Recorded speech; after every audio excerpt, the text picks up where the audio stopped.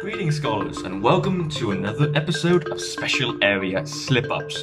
Last week we looked at a terrible friendly fire incident in the Battle of Karansebes, a military mistake that pointlessly cost the lives of several hundred soldiers.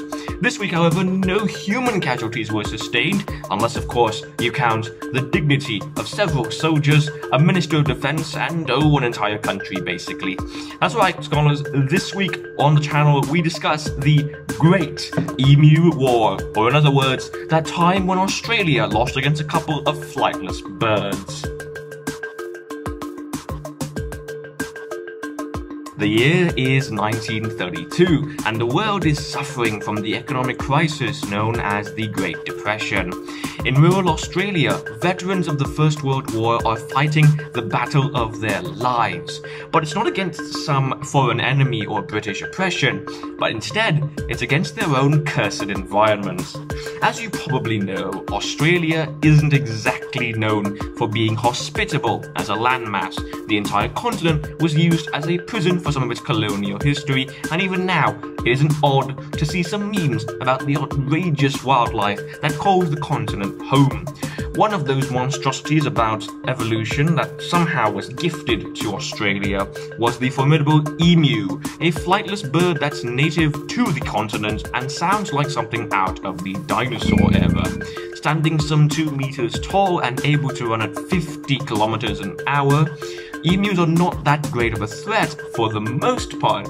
However, because the soldier farmers in southwestern Australia at this time were growing wheat crops, more than 20,000 of the birds flocked over to the farmlands to feast on these poorly defended crops. Enraged by these difficulties, the farmer soldiers went to the government and demanded that something be done.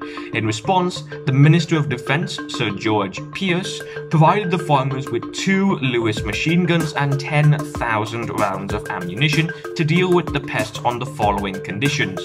Number 1, the guns were only to be used by military personnel.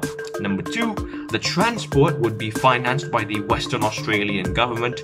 And number 3, that the farmers would provide food, accommodation, and payment for the ammunition. On the 2nd of November 1932, Major G.P.W. Meredith of the 7th Heavy Battery of the Royal Australian Artillery led 2 other soldiers into the war against the emus. What ensued was 6 days of hilarious blunder after blunder, in which the flocks of emus learned to respond to the machine gunners by simply scattering and running in all directions. The farmers failed to herd the emus into a group that could be shot easily, and many rounds of ammunition were shot to no avail. On the 8th of November, Pearce withdrew the machine guns and soldiers after negative media coverage noted that only a few emus had been actually killed. Estimates as to the death toll range between 200 to 500 birds killed for the use of 2,500 rounds of ammunition. So even conservatively, it took about 10 bullets to kill a single emu. Now, I should probably note here that there were some absurd moments from the war, other than, of course, the very idea of the war itself. So the first thing to note is that the soldiers were under orders to collect 100 emu skins so that their feathers could be used to make hot hat feathers for Australian cavalrymen, because Australia. A cinematographer from Fox Movietone, no, not that Fox, the other Fox, which was a news agency at the time, was actually enlisted into the army for the purpose of recording target practice, which is what Pearce hoped the emu operation would be, because publicity.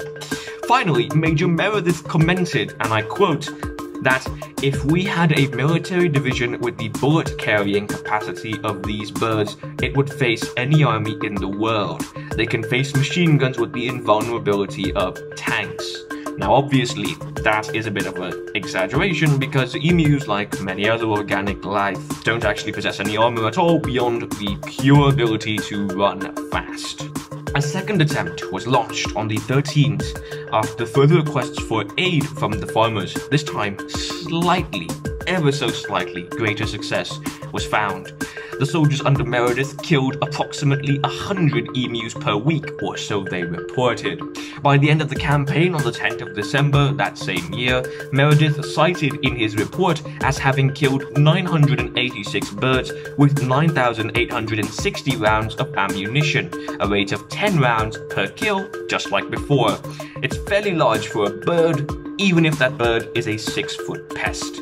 The farmers continued, however, to be pestered by the emus, pun not intended, until the inclusion of exclusion barrier fencing later on became far more effective at keeping out the pests, in addition to a bounty system whereby individuals could claim bounties for emus killed, and this proved to be a bit more effective than employing 3 retired soldiers and 2 advanced machine guns.